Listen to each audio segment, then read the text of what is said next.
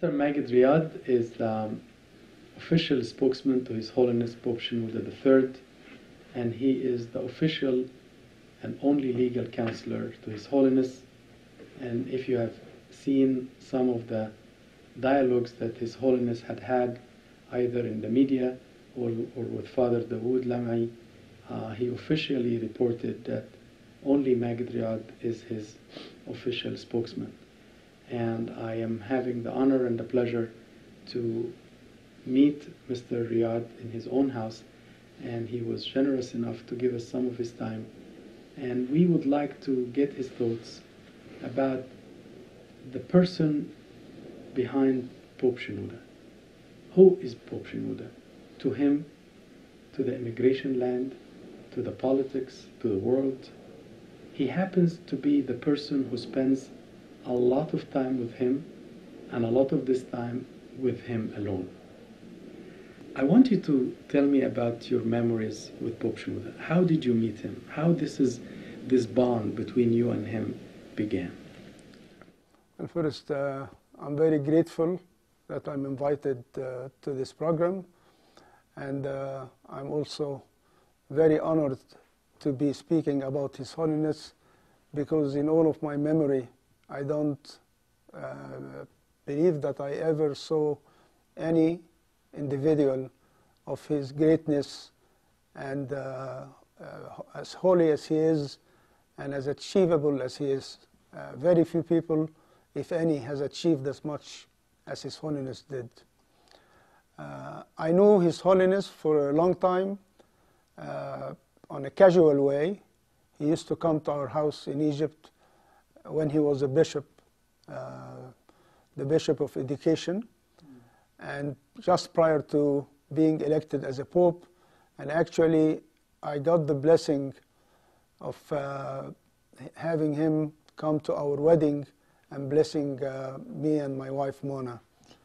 The real acquaintance with His Holiness took place after I met him once in Egypt, and I tried to explain to him the danger of not having a legal structure of our Coptic churches in North America.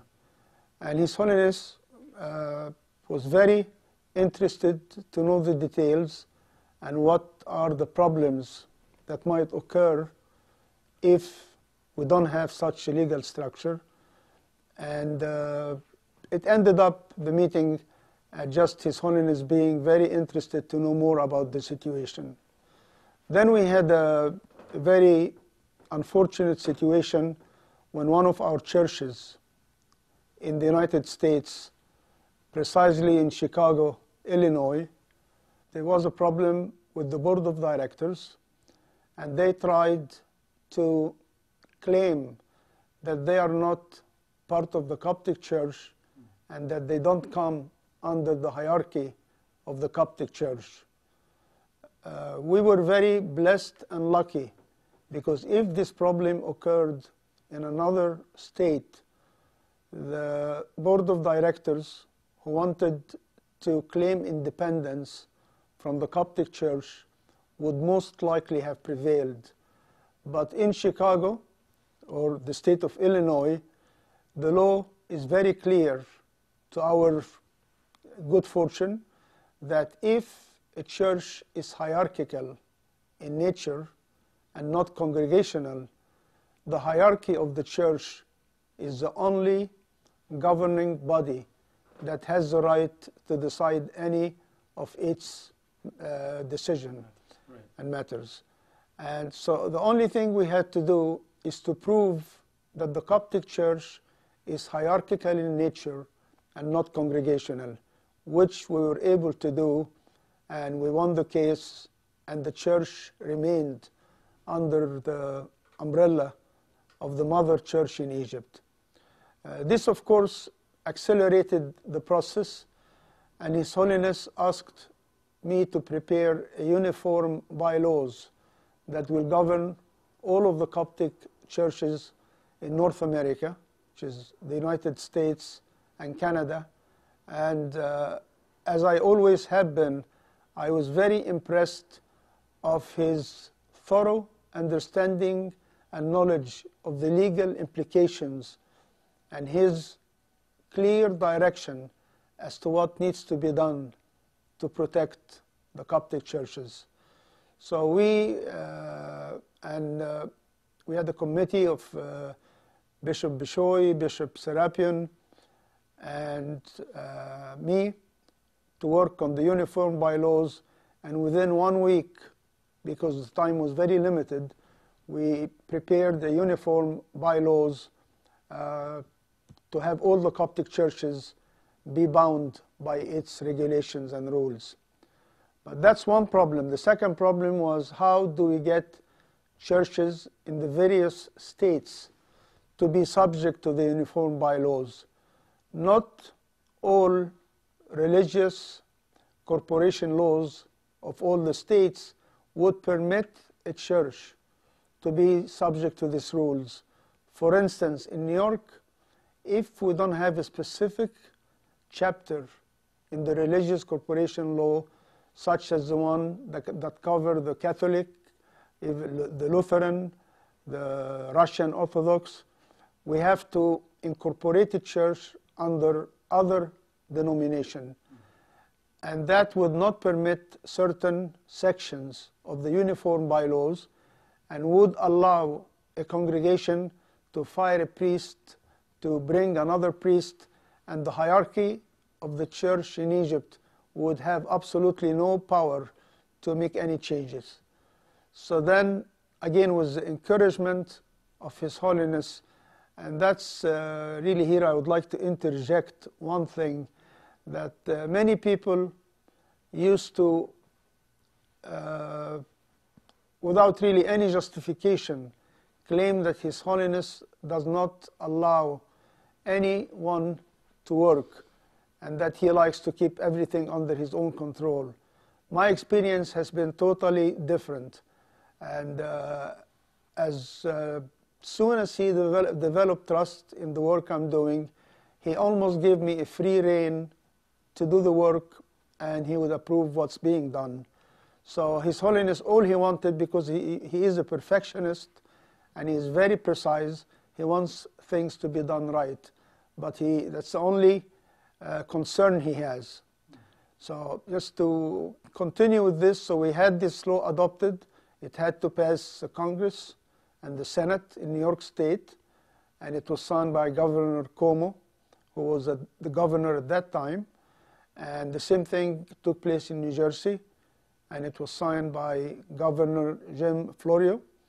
And we have now our own chapter in the New York State Religious Corporation Law and the New Jersey Religious Corporation Law.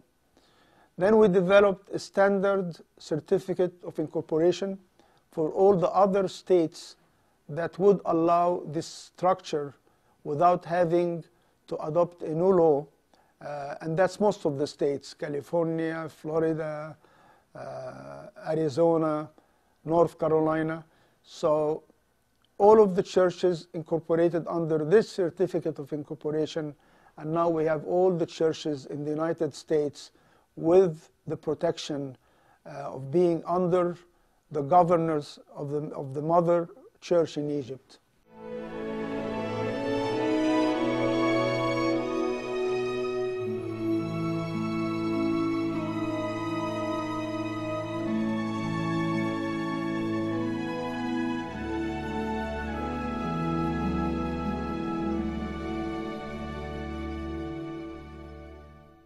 Very almost unseen of the future, that he worked very closely with you and you guys were able to construct something that, God willing, will stay maybe 100 years or even more. And that's amazing about him as a person. And that brings me to the second question. You knew him as a person. You sat with him alone. Can you sort of tell me and tell the youth, who are mainly the audience of this channel, who are many of them may have not even met him in person. Tell us, describe him as a person. Yeah, as a person, again, I probably will be biased because I do have an unlimited amount of love and affection for His Holiness. I saw how he looked at any problem that comes to him from any individual, whether it's, I see his love to the children, for instance. Anytime he would come in from a trip from Egypt, after flying for 11 hours or so, he pick up the child and sit him on his lap and play with the children, and he had an unlimited amount of love and affection for the children. And as far as the youth, he always listened to them, gave them sound advice, and gave them encouragement. I hate to personalize things, but I see it, or I have experienced it with my own daughter.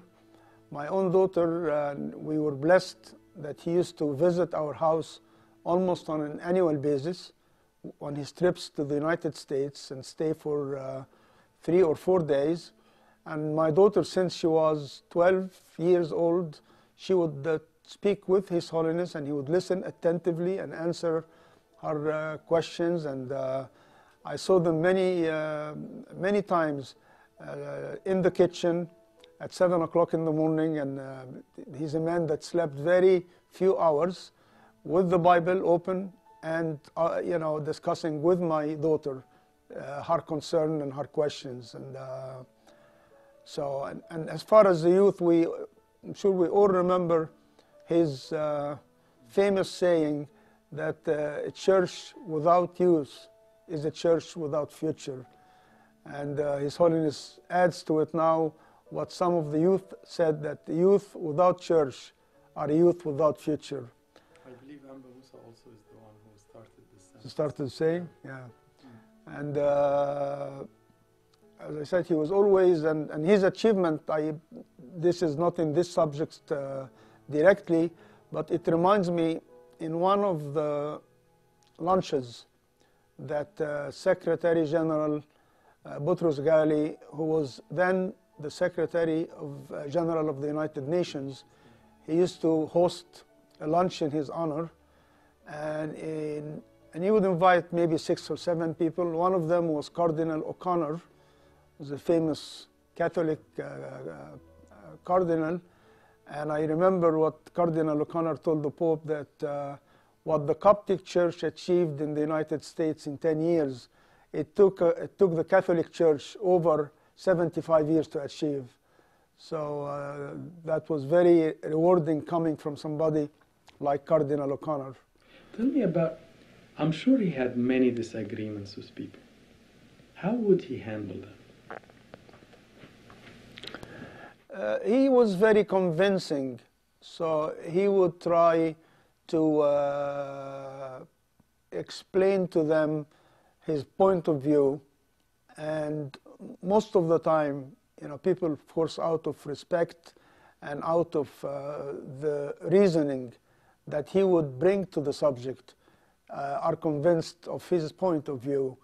I remember one time we had a problem in our church in Long Island, and some of the people that had a point of view wanted to meet with him, and it was against the Pope's point of view. And he was very patient and sat with them for over almost 3 hours to discuss the problem with them and to try to explain to them in a very patient and loving way what's his point of view. You have met him in many presidencies of Egypt, whether Sadat, Mubarak, and even post-Mubarak. He was always an Egypt lover. He is known in the Middle East like he is the man that all Middle East loves. How is that formed? Where does that came from? And does he really mean that, or that's how people perceive? Yeah, it's really meant, and I have endless encounters with people that I know as clients, as friends, that they told me that their dream is to meet Pope Shenouda. One of them recently, the wife of the Egyptian Consul General, who came here, Yusuf Zada, came here like 2 years ago. And the first time she met me, when he introduced me to her, she told me, it's been my dream to meet Pope Shenouda. And finally she saw him and met with him about 6 weeks ago at Kennedy Airport. And when she saw me the following time, she couldn't thank me enough that she really had the time of her life to meet with him. And even more recently, I had a meeting on Tuesday, 2 days ago, with Bishop of the Maronite, and he told me, I have known Pope Shenouda for all my life and I love him. And I said, oh, how many times you met him? He said, no, I never met him, but I just love him, you know. So he had this kind of personality. He was very charismatic, had a very good sense of humor, and of course very spiritual. And you can't really help but love to be with him. And I remember when he came last time at Kennedy Airport, JFK, and there were many people, because we try to keep it a secret because he comes here for medical treatment. And there was maybe about 100 people in a very small room. And the Consul General told me the amount of love in this room that I can feel is incredible. I mean, you brought up several threads that I would like to sort of ask you in. One of them are the non-Egyptian celebrities, that they are fond of him. Can you expand on this line? I mean, Pope Shenouda apparently became an international figure. I don't think he meant to do it. I think some of his poems were always saying, I would prefer my cave over all the world. I would have let go of being a pope to stay as a monk. But nevertheless, God has a different plan for him, and now he became the pope. Tell me about him and other international celebrities. How did he deal with them? How did they deal with him? You mentioned the cardinal and you mentioned the Maronites bishop. Can you keep up with the same line? Sure. One time I remember, and that's a kind of loving man he is. He had just arrived after a long trip from Egypt, and he learned that the patriarch of the Greek Orthodox is sick, and he didn't even go to his residence in Cedar Grove, but asked to be taken to Manhattan just to visit him and to wish him well. And as I said, any time that somebody mentioned the Pope's name, you can feel immediately the amount of love that he enjoys, you know. And I met with one of I think a TV programmer. She is very powerful. She was married to Amr Adib, and she had an interview with the Pope and Lamis Hadidi. And she told me, in her words, I met her in New York, she said, I love this man. And I even joked with her, I said, you love him, but you couldn't even address him the proper way. You should say, Your Holiness, not Mr. Shenouda. I mean, he's not a Mr. But he enjoyed unlimited love from people, whether they agree with him or don't agree with him. Now, coming back to the line of his medical illnesses, how did he deal with sickness?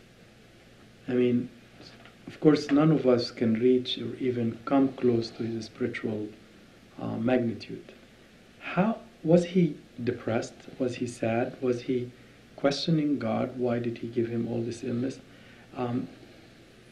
You were close to him at that time. You visited him many times in Cleveland. How did he react to the trouble of sickness? Very, very normal way. You wouldn't even feel that he is sick. Like last time I met him in Cleveland, he was quite ill, and it was a serious situation. And one would have felt really that he will be like any normal person would be depressed, but he was upbeat, playing with the children, distributing chocolates like he always does to everybody that come to greet him. in the car going to the airport, I put my daughter on the phone to get his blessing. He joked with her. He asked her about the orphanage project. And he was just amazing. He always, and some people that sometimes explain philosophy, but they don't practice that philosophy. But he did, like he always said that when you have a trouble, it's fine, everybody has trouble, but don't let it go inside. Let it just circle outside of your, don't let it go inside your heart. And he did that. I mean, many times I would be shocked and anticipating what kind of reaction he will go through, and I find him very peaceful, like nothing is happening. And, Pope Shenouda, as a human being, his passion towards the people who are in sickness, or the people who die, or the people who lost a good member in their family, I'm sure you have seen him in action. Give me any scenario of what happened so we understand how he reacts to the grief or to the feelings of pain in others. Yeah, Pope Shenouda was very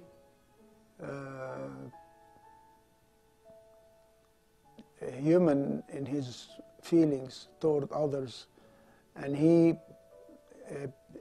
invariably people would come to him every few minutes asking him for prayers because of a problem or and he always would discuss it with me at a later time, meaning that he is thinking about the people's feeling and about the problem they are encountering. I remember at one time he was leaving the United States to go back to Egypt when the late Father Bishoy Dimitri died, and he went to the church to attend the funeral, and he cried. He cried like the entire church cried when they saw their own Pope crying.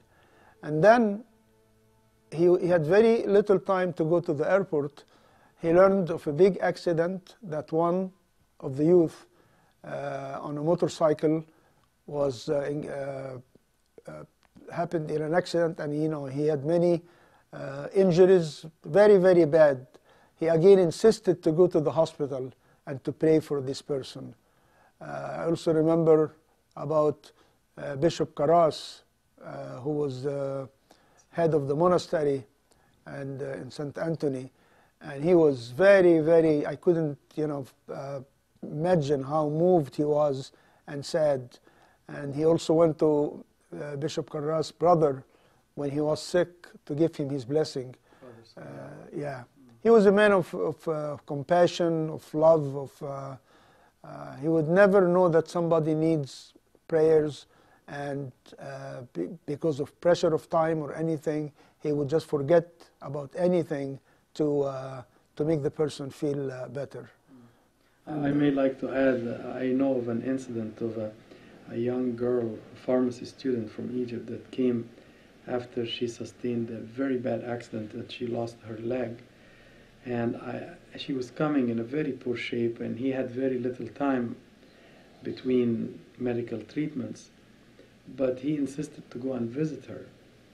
And of course the bishops took him, and I know very well because she told me that when he entered she couldn't believe herself, that the Pope that she can't hardly meet in Egypt, now he's seeing her because she is sick in America. And then she told him that I have seen you in the intensive care unit. So I told her I wasn't here. She told him, no, you came to me and you told me you will be fine. So he laughed and he didn't want to answer. So I'm not sure what that means, if he really was there or she saw him, but he left it as an unanswered question. But it tells us how much he's passionate towards one person, although he is the Pope of the millions. And I think that's Christ-like, that he cares about one Samaritan woman, and at the same time he will lead the whole Palm Sunday, thousands of people in. I'm sure there is a lot of things we'd like to ask you, and I hope you don't get upset if we call upon you to enrich us with more memories about Pope Shenouda And thank you very much for your time. Oh, you're welcome. Thank you. And I'm never tired to speak about His Holiness and to relive the memories that I will never, never forget. I consider myself very lucky to have been given this opportunity to be close to His Holiness and to get to know him as a father. And sometimes one would describe a person that he's like my father, but he was really like, he is a father for me. And I'm never tired to speak about him. And actually, anybody that just start me up and talk about the Pope, I can't stop. Yes, I can see that. Yeah. We were supposed to finish and you want to speak more. Yeah. And I really admire that in you. Thank you very much for your time and hope to see you again. Thank you. Thank you very much.